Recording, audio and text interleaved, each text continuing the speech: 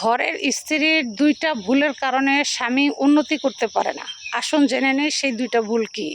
আমরা ঘরের বউ কি সেই দুইটা ভুল করি, আসুন জেনে নেই। ভুল দুটো হচ্ছে, স্বামী যদি ইনকাম করে, যেই ইনকামই করুক আমরা সেই ইনকামে খুশি না।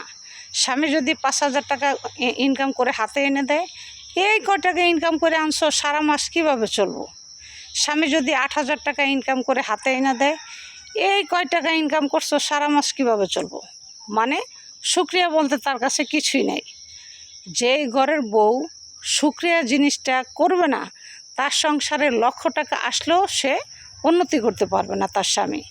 তাই আপনার স্বামী যদি 5,000 10,000 যাই তার সামর্থ্য যা আছে ইনকাম করার, সে যদি সেটা করে আপনার হাতে এনে দেয়, আপনি আলহামদুলিল্লাহ বলে শুকরিয়া আদায় করবেন। এই শুকরিয়া আদায়ের মাধ্যমে আপনার সংসারে সুখ শান্তি বরকত নেমে আসবে। এটা হচ্ছে প্রথম কথা।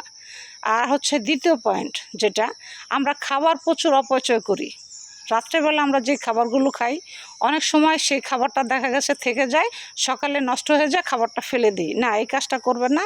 এই অপচয় করেন বলে আপনার সংসারে সুখ শান্তি বরকত কিছুই আসে না। তাই আমরা অপচয় করব না। অল্প রান্না করব, অল্প খাবো, আমরা অপচয় করব না। আর স্বামী যেই টাকা ইনকাম করুক শুকরিয়া আদায় করবো। আমরা এই দুইটা ভুলের কারণে আমার স্বামী উন্নতি করতে পারে না। আপনারা সবাই আমার এই ভিডিওটা দেখবেন, আর সবাই সতর্ক হয়ে যাবেন, আর সবাই সঠিকভাবে চলার চেষ্টা করবেন। ভালো থাকবেন। আল্লাহ হাফেজ।